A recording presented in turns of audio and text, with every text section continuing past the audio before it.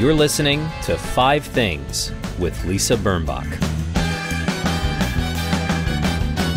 Hi, it's Lisa Birnbach, and I've been reading a lot about gratitude. It's got so many physiological benefits and, of course, psychological benefits. I mean, selfishly, one should be grateful, if you see what I mean, because it gives you energy and empathy and all the good hormones and endorphins that you need. And don't get me started on kindness. I don't want to get crazy here. Okay, this was an odd week for a lot of us, but I have 5 things that were easy to get to. It was easy to find 5, and here they are. Number 1 is a 2-parter. 1 and 2 are going together, and they are 2 things. The movie called Marriage Story, which I saw, that's number 1, which I saw at the Paris Theater, number 2. So here is my bit about them.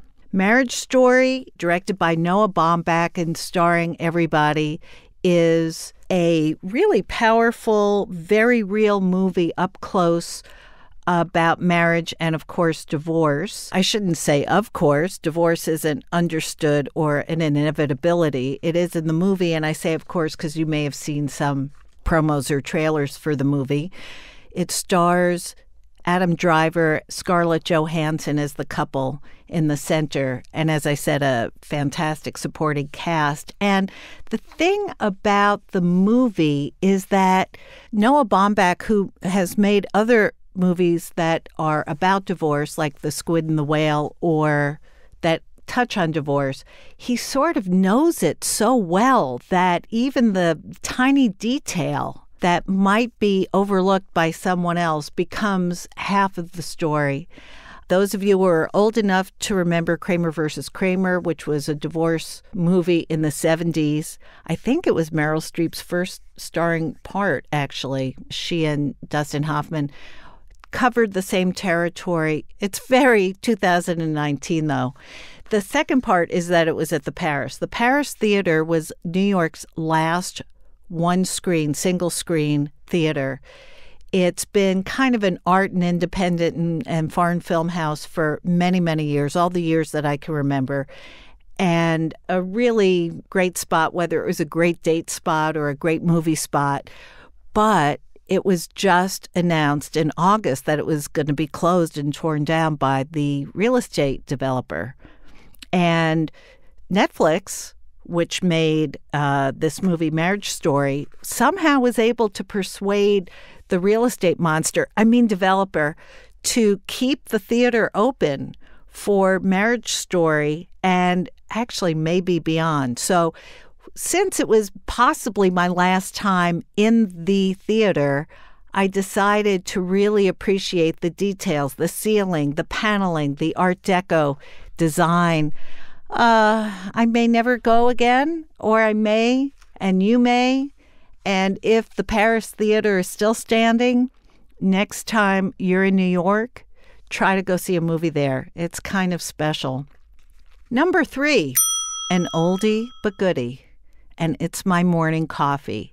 Now, over the 70-plus episodes we have done of 5 Things That Make Life Better, coffee has been the most frequently mentioned great thing for my guests, followed, of course, by dogs. But coffee, and people love their coffee, whether it's the warm froth that Ariel Lev loves, or the iced macchiato that Jacqueline Novak loves, or the cappuccino that Adnan Khan loves. We all love our coffee, me included. And I think I fetishize my coffee. I've now gotten to the point where I look forward the night before to the coffee that I will be making for myself the next day. Is that weird? Don't answer. 2 days ago, my coffee lacked oomph, and my whole day lacked oomph. I do make it pretty strong, and you know what? I love it. And if I look forward to it, that's my problem, right? I'm not hurting anybody. Number 4, Billy on the Street. Now, if you've never heard or seen Billy Eichner, I need to remedy that. His eponymous show is rude, surprising, and always makes me laugh. You can find excerpts of it all over the internet, but His official home is now Netflix. This podcast is not sponsored by Netflix. I'm not saying that we wouldn't like to be, but I just happened to like Netflix this week. Billy's persona is that of a cruel, impatient, hostile, show business obsessive who wants innocent bystanders to share his opinions about show business. He says dangerously provocative and silly things. He makes me laugh. He assaults people on the street and he starts screaming. He doesn't start talking gently and will say something like, as he just did, I can't even say it because it'll offend you, and I don't want to offend you. Just watch Billy on the Street somewhere. And number 5, a documentary that I saw the other day that is still giving me long-lasting waves of pleasure, like a scarf over my shoulders. It's called Born into the Gig, and it's about the privileges and hardships borne by the children of James Taylor, Carly Simon, Stephen Stills, Bill Withers, and the grandson of Bob Marley, who wanted to go into the music business but were terribly conflicted about it. The filmmakers spend a great amount of time with each of their subjects and with some of their parents. And the music is so fantastic. I mean, I always knew I was a James Taylor and Crosby, Stills and Nash aficionado, but I forgot how much Bill Withers songs mean to me and how great they are. Born into the Gig also delves into the fact that these children of stars have a complicated relationship with the entertainment business, the music business, that forced their parents to leave them all the time, to go on tour and to be away and miss a lot of their childhoods. In the end, the decisions they make as adults are pretty triumphant, and we root for them. And today, my guests are Chris Stills, the son of Stephen Stills, Tamara Weiss, the producer, and David Heilbroner and Kate Davis, the co-directors of Born into the Gig. They'll be here in just a minute. Don't go away. Hi, it's Lisa Birnbach back with you. The filmmakers who made the movie that I loved, Born into the Gig, are here. We're going to talk to them and to Chris Stills, who's one of the subjects of the movie. First, let me introduce you to the filmmakers. Tamara Weiss, the producer. Hi. And conceiver of the project, I think. True. And your first movie. Also true. Gosh. Okay. And Kate Davis and David Heilbroner, the directors of the movie. Yes, here we are. Thank you. Us. Thank you for coming in. Okay, how did it start? I know, Tamara, that you were friendly or friends with James Taylor and Carly Simon for eons. Yeah, I think it began at the beginning of Sally and Ben's lives in a way, because I was able to watch them grow up and saw some of the challenges firsthand, what it was like for them to get into the music business. I saw what it was like for them to grow up with parents who were often not there on the road, given the nature of the music life. And David and Kate were friends of mine, and I took a walk with them one day and said, it's really interesting to note these kids. There's so many of them out there, and what kind of challenges they face. And we just took a walk, and I started talking about it and said it would make a really great film. And about an hour later, Kate called after our walk and said, I think David and I would like to direct this film. That's how it began. Wow. True that. And how long ago was that walk? 4 years ago, something like that, 3.5 or 4. Yeah. And how did you, besides Sally and Ben Taylor, brother and sister, how did you find Chris Stills, who is waiting patiently in Los Angeles? Hey, Chris. Hi. I found Chris through a mutual friend of ours named Amy Brenneman, the actress and activist. And one day when I was just telling her, we've got this idea, and Sally and Ben said yes, and we're going to look for some other kids, she said, you have to meet Christopher Stills. And I picked up the phone and called him, and we never got off the phone. Wow. To this day. Now, of course, Chris, we're still on the phone. Yeah, we're still on the phone. And you, of course, are the son of Stephen Stills. And did you think that you were destined or cursed to join your parents in the music business? That's a good question. I think, I don't think I really found the music business. I think the music business found me when I came out the womb. I think maybe I didn't think it was a curse ever. My parents might disagree, and I certainly saw the look on their face when I played them, some of my first songs, and there was some fear. There was some concern, as is currently being said in a hearing in Washington D.C. at the moment. But yeah, there was. I guess it's a double-edged sword, the business. So yeah, but go on. So people say, and we have all heard, and David, you used to be a professional musician. It's a terrible business. It's a tough business. Of course, now with copyrights and streaming music services and stuff, do artists get recognized or ripped off? And the touring is so terrible.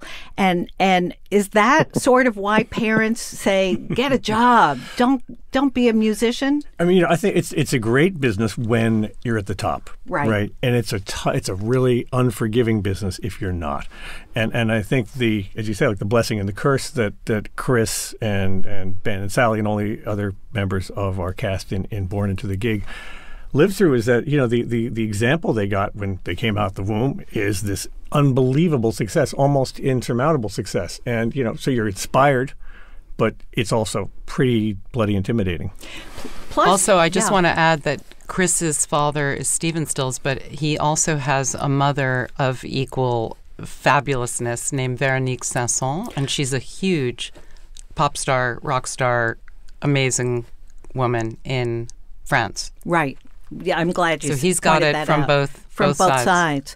But there is also the thought, I would think, when you're little and you get into a taxi or you're in a lobby and you hear your parents' songs on the air or piped in everywhere, or you go to a concert and everyone in the arena knows every lyric and every lick of every song that your parents will be performing, that you think, oh, okay, music business, I'll do this, right, Chris, or wrong, Chris? Oh no, absolutely. Although, and I might add that I will selfishly that I've actually heard my own music played in an elevator once or twice in my life. Although, but aside from that, more interesting for me was there was the success and there was all that and the songs that they know, but I did get to watch my parents do new songs, and there was always that moment in the show where they would try something new, and the response was never it was rarely not I can't say that, but there were certainly a lot of times where new material was tried by those people, and I've seen it done by other very famous artists, and the response was more of the discovery type, which is more, oh, I got to hear that again, or it was.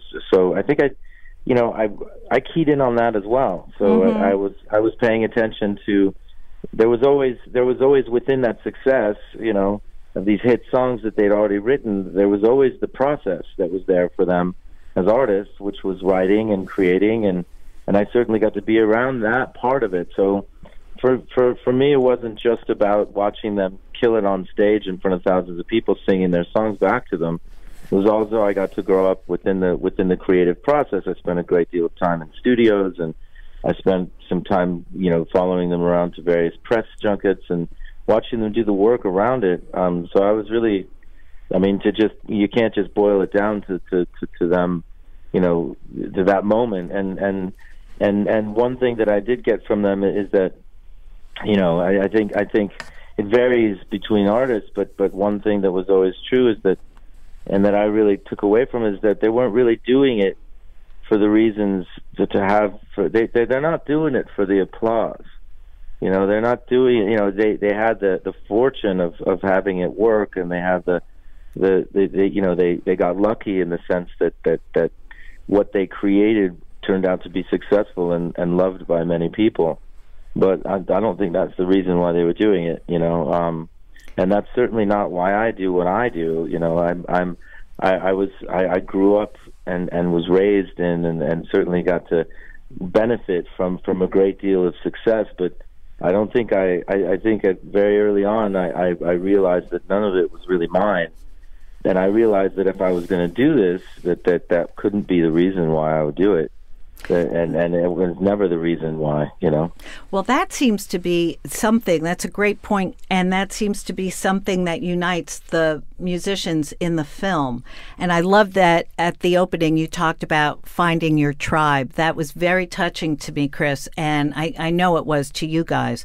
The filmmakers found 5 people who probably had never met before and had never been on a comparative plane together, and finding the right 5 once you had your first 2 must have been quite a challenge, because there could be another child who would have been actually a misfit for the blend that you got, like the great harmonies of Crosby, Stills and Nash. Well, I mean, I think one of the ways we were partly lucky and partly the 3 of us, Tamara, David, and I share a musical sensibility. I think we never had to debate what music we liked. We really wanted to work with kids, in quotes, right, grown-up kids, whose music we wanted to, sit with for years, in the editing room and help present to the world. And so we were lucky to have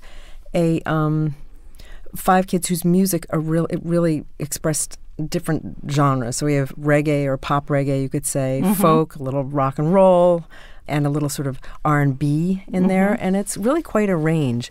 And I totally agree with, what Chris was getting at about the creative side. It's really, there is such a shadow that these kids have in some ways to work doubly hard psychologically to believe in themselves and go ahead and really concentrate on their own thing, separate from their parents. Did each subject, let's call them, did they each get kind of the same send-off from their parents as one another?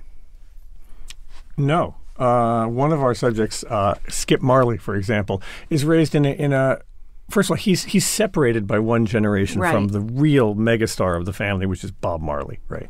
And his mom, Cedilla, was a touring musician, and he had the sort of being hauled around in a tour bus from age 1 experience that everyone in our film has had some experience with. But he didn't have that enormity as their mom and dad. And the Marleys also have this sort of dynasty that they've built up, and you see it in the film. Oh, and that aunt. Yes. Isn't there an aunt who sings with them? I mean, everyone. Yeah, Marcia Griffiths. She has her own massive career as a reggae I had a star. feeling. But they all do fit together. We all have, mommy and daddy issues, right? We all feel the shadow of our parents. But very few of us have to grapple with that issue in an incredibly public way, because there's very little that these kids do that can't become public if the wrong stuff happens. Right. And everything the parents do is looked at and written about. Right. And so they were tribe members. And it was interesting in making the film, how do you fit these 5 stories together? Because they're from different, they don't really know each other. They're from different places. But I'd like to think that they tell one overall story, that they... Well, I think they do. The appeal, the kind of inevitable and irresistible appeal of making music, because you feel it inside you and because you're talented at it, and also the fear of that we all have of rejection, of failure, of disappointing your parents, of not being perceived for yourself, but as a plus one, maybe. I don't know. I thought the movie captured that. And most surprisingly, other than the brother and sister in the movie, born into the gig, they didn't know one another when you made this movie, right? And I think what Chris said that you were referring to about, we've become this tribe, is so true. And every time we all get together, it's just, if you can imagine the love growing further, it does. And well, everybody was holding hands. It was so it was very contagious, that their love for one another, appreciation. I didn't meet you until I was a grown-up, but I feel like we shared so much in our childhood. You know, two dogs meet each other and you can just see the chemistry, right? And these guys met each other and you could see the chemistry. Yeah. And what was wonderful was they've gone on to do stuff together. They've written songs together. They've performed together. And I think probably because Tamara and Kate and I share a musical sensibility, we gravitated towards people who had their music sort of coheres into a certain genre. It's been really fun to watch how they cross-pollinate. Yes. Yes. And watching you sing with Sally Taylor, Chris, or watching you sing with Corey Withers, I mean, that was like getting a gift with purchase when I saw the movie. I just loved it. And I felt I don't know if you'd rehearsed before, but you just blended so well. Well, it's funny because yes, there were two songs that I had the great pleasure to sing with both Sally and Corey. You know, Sally and Corey, like us, when you're singing with someone and you're sharing a song, you're giving yourself, you're lending yourself and what you do and your voice and your chops to the song. There's sort of this something greater than ourselves that's being sort of worked at, and it was such a pleasure to do that with both of them, and they sound so good, and it's funny when the song that we sang with the song that I sang with Corey was a funny little story, because it was a song called "At Last" by was it Etta James? Is that Etta James? Yeah, and she starts. So the night before that show, I was I came on my playlist, and like many songs that come on my playlist, sometimes I get, it sort of lights a fire, and I'm like, man, I love that song so much, I gotta learn it. And I spent the evening before the show learning that song, thinking like, yeah, this could be sung by a dude, it'd like be fun to do this. It's such a beautiful song, and I'm sitting there playing it, and then Corey starts playing it at the show, and it was just happened to be, we had not communicated whatsoever about this, and she was planning to do it on the set, and I'm like, well, hey, why not? That's so weird. I just was learning this last night. I love this song, so that was a whole first, and we had not really rehearsed that song, and but it's such a classic, and Corey did such a beautiful job singing it, and it was like. I'm sitting there learning the song, just going, having these ideas of what it sounds like with the boy, and like going like, oh, is that going to work? And then the loving to play the chords, and like learning the arrangement, and like getting that in my fingers, but still having this sort of lack of confidence, if you will, of really like making it sound good. And then I got to do that song, playing it, which is half the battle, but then having the other half be this beautiful version that was like almost like the original. She did such a good job doing it. That was a really special moment for me and for us, and I think it just went over great. And your second set of parents, who are standing in the studio with me, are beaming with such pride. Yeah. Our children, they grow up so fast, don't they? It's yes. true. Yeah. They're doing so well.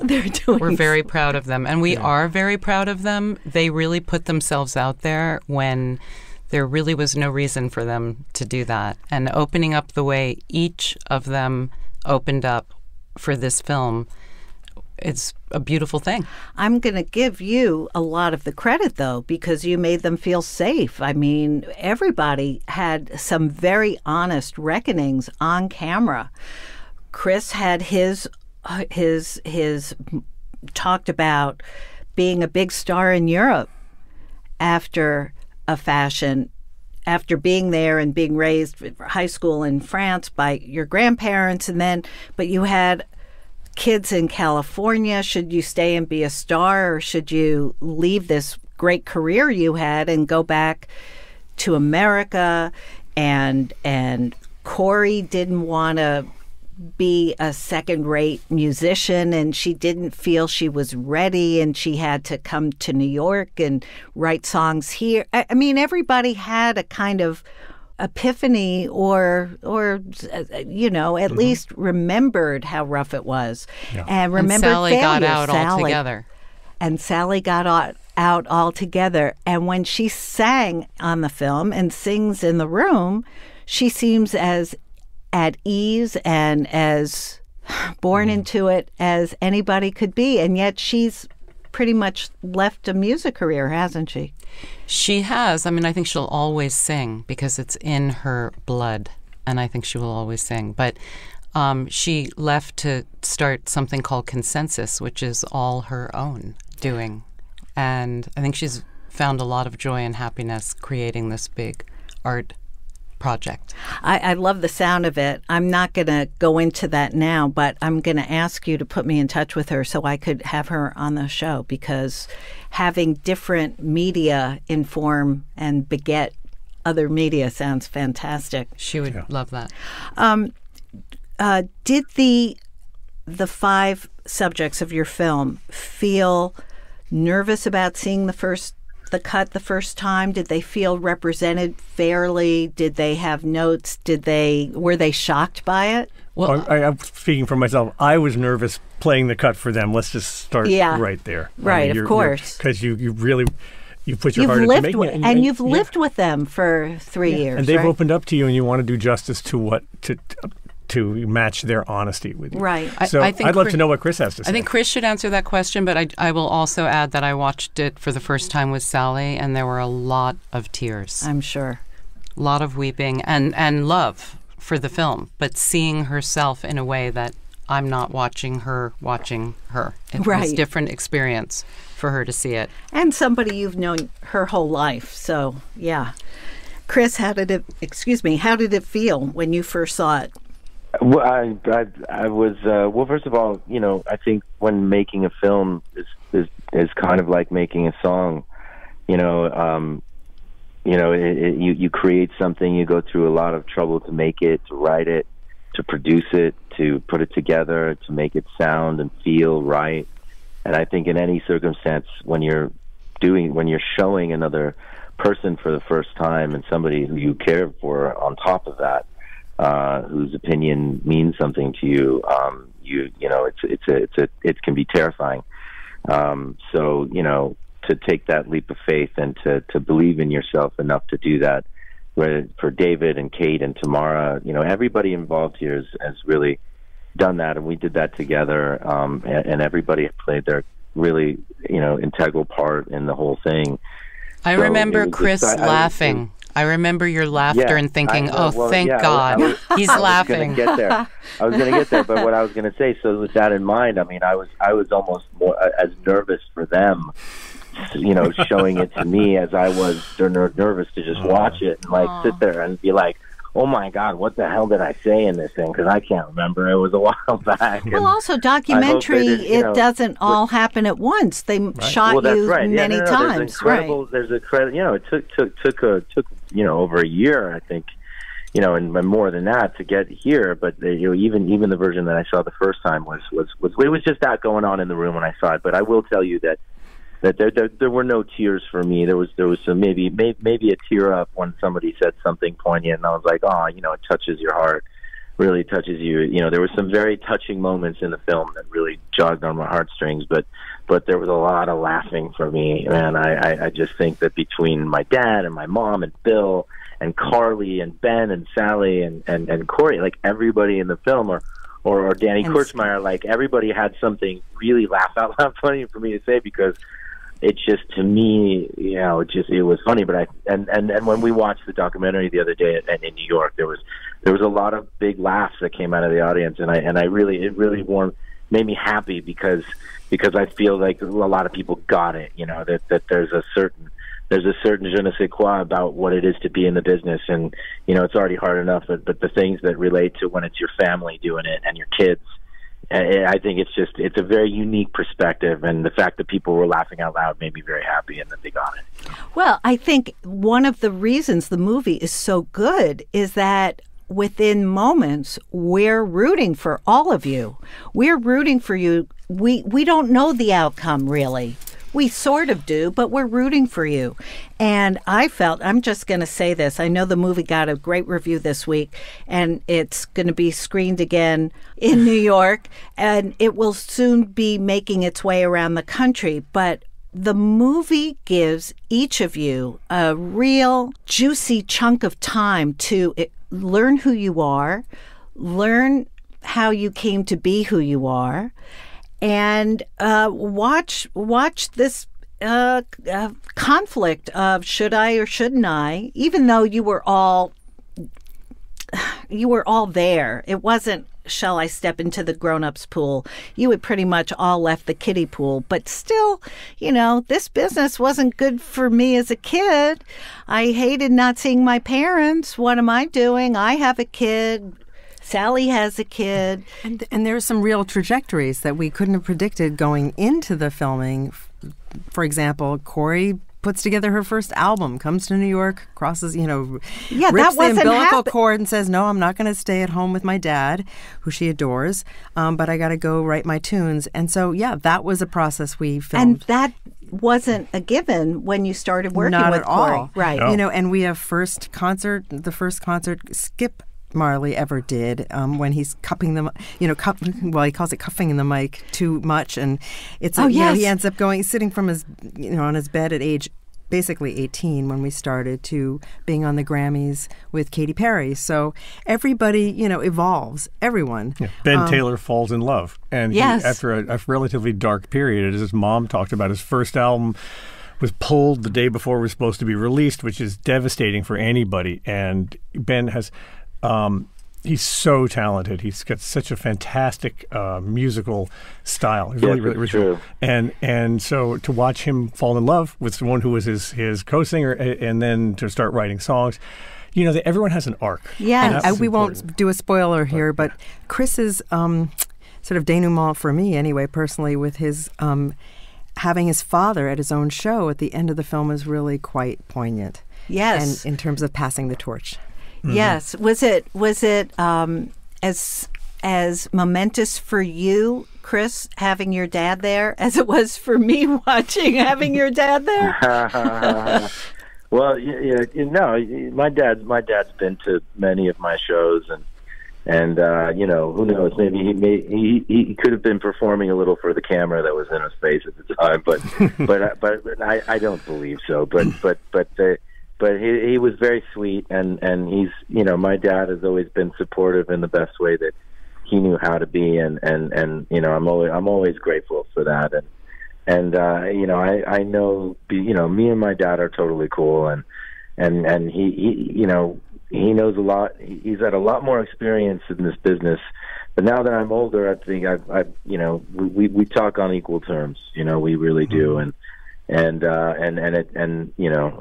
limelight aside and the success aside, we speak the same language, and that's really, really all that matters, Well, I guess that's also something, it's not maybe visible or palpable to the five senses, but the idea that you have that language now and that he has respect for you as a musician.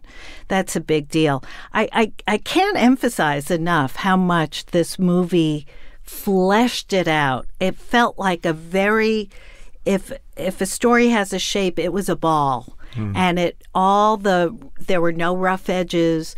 The music is incredible, I should say. And the music permissions must have been daunting.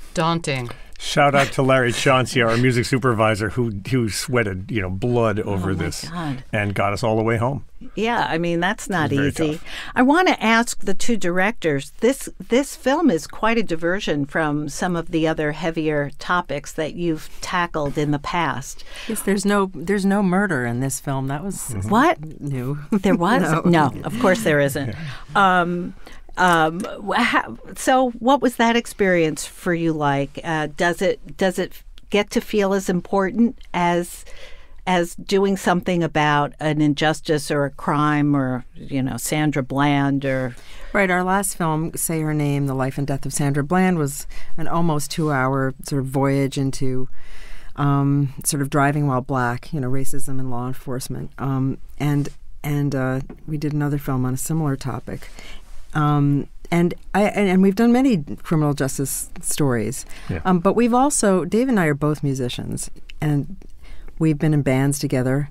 I would say you're a little more professional than me, David, but we've sung and played more than a lot. That.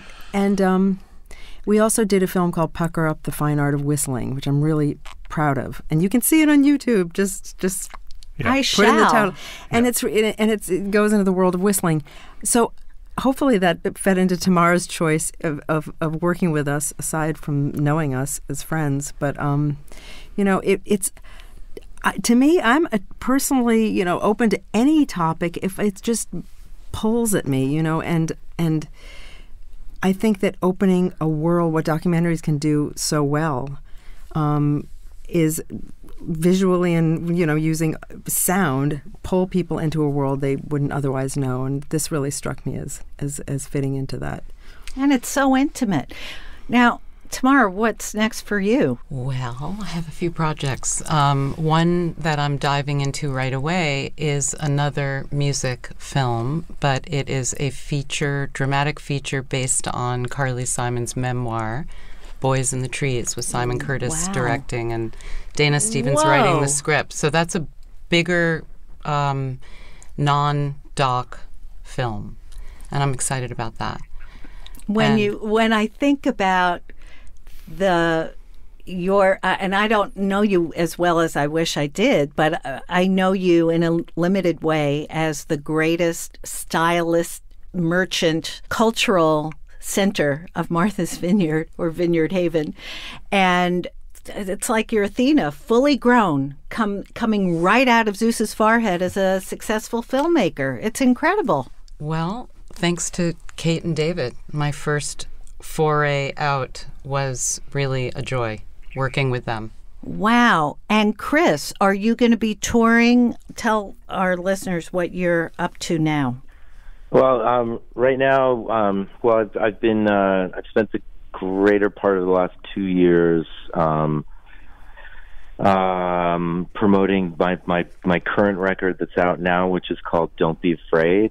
You can find it on all the YouTube stuff. You can follow me on Instagram at Chris Stills Music, on Facebook at Chris Stills Music. And right now I'm sort of starting the process of putting together and recording new music and getting ready for a new record. I'm gonna go out in December doing a little tour of Colorado. I'm going back to my birthplace for the first time in years, called Boulder, Colorado, and doing a little run through there. And then I'm going to go in December and actually play at my mom's last concert for a while. I'm going to go and do a show in Paris at a place called La Salle Pleyel for December 30th and 31st, a New Year's show. A New Year's Eve show. So are we all invited to that, Chris? Yes, please come, everyone. Everyone who's listening, just buy your tickets now. There'll be just one or two strikes going on through France at the time. It'll be fine. It'll be good. The yellow vests. Don't worry about those yellow vest people. Yeah. Right. That's right. Well, I wish you all success with the film. I wish you. I urge my audience to go see Born Into the Gig. And before we wrap up, I'd like to discuss 5 things that make all your lives better. And since we don't have time to do 20 things, I guess just call them out and we'll just go from there. Why don't you start, Tamara? Well, before I start, I just want to thank you, Lisa, for having us here. And your incredible understanding and appreciation of the film has really been a wonderful thing to listen to today. So thank you so much. Thank you. I have a lot of things that make my life better. One of them is massaging Lacinato kale for my kale salad. Oh, I don't know how to do that. But I know that kale, if you don't massage it, it's rude. It's fresh. It doesn't. It makes me happier than just about anything. It's a slow process, and you have to grow the kale, you have to harvest it, and then you have to massage it, and then you have to get your garlic, and you have to make it, and then you have to get invited to a potluck and bring it. When I went to Martha's Vineyard, one of the first I stayed with Tamara. Tamara kindly invited me to her island because it really is your island. Yes. And so when I got to her house, the first thing she showed me was her garden, and the first thing in her garden she talked about was her kale. So I like to attest to Tamara's utter brilliance and fascination and professionalism around kale. That is great. We haven't heard that one yet on the show. Okay, David? Well, I mean, you wanted 5, right? Right. I mean, the first 5 that come to mind are sex, drugs, rock and roll, red wine, and coffee. Everybody's going to say those. So I'm going to give you something more personal. Okay. For me, what really makes it's a really my nerdy little side comes out. I'm a really serious classical guitarist. And if I can get time for like an hour or two and sit there and really practice with this like thoughtfulness and intensity and besides zen-like presence that you need to play this stuff, that is all what makes it a great day. Wow. So that's my thing. Is that every day you try to do it? There are times when it's every day. I'll go for a couple of years doing it every day because I was going to be a concert musician when I was a kid, and other careers took over. Spoiler alert, we went to high school together. True enough. True that. Yes. Yeah, you probably heard me play on the porch out there. I did. Yeah. But that's what makes my day better. If I can have a day with a little open time to really drill into that and zen out, I'm happy. Wow, excellent. Kate? I think I'll just do a much simpler one, which is I love being with my dog. Everybody in my family is a little worried how much I love my dog, but the older he gets, the more we can talk to each other. And yeah. What's his name? Trevor. Trevor, of course, such a dog name. And Chris, how about something that makes your life better? Well, I could sit there and write 100 hits, which I already have, but just haven't been discovered yet. But I'm just kidding. But my greatest creation and the thing that makes my day always better is my kids. Well, my kids are just anything I can do anytime I get to spend with them, anytime I get to help them is a great thing. The other thing would be finishing a song. That is a thing that will make my day good and better every time, 100% of the time. A 20-minute nap is going to extend my life. I know that. Or a meditation. That always helps. And doing something for somebody and not getting found out. And if you get found out, then it doesn't count. Those are all really good. Well, I'm going to ask my guests to leave their 5 things or however many things on our blog at lisabirnbach.com. And you can find all the links to the film, again, Born into the Gig, that we talked about today. We will have links to Chris's music. We will have links to David and Kate's other films. And when it's time, your next movie too, Tamara. And if you open another store, I will be there. You've been listening to 5 Things That Make Life Better with me, Lisa Birnbach. My guests this week have been Chris Stills, David Heilbroner, Kate Davis, and Tamara Weiss, talking about their documentary, Born into the Gig. You can subscribe to this podcast on Apple Podcasts, Spotify, Stitcher, Google Play Music. It sounds like an instruction. Google Play Music, YouTube and iHeartRadio, or wherever you get your podcasts. There are too many places as it is. My blog is at lisabirnbach.com, and you can find links and stuff for today. This podcast is produced in New York City by thefieldtv.com. My engineer is Jimmy Regan. My team is Spressa Arucci, Michael Port, Boko Haft, and Sam Haft. Until next week, stay warm and act natural. Bye-bye. That was 5 Things with Lisa Birnbach.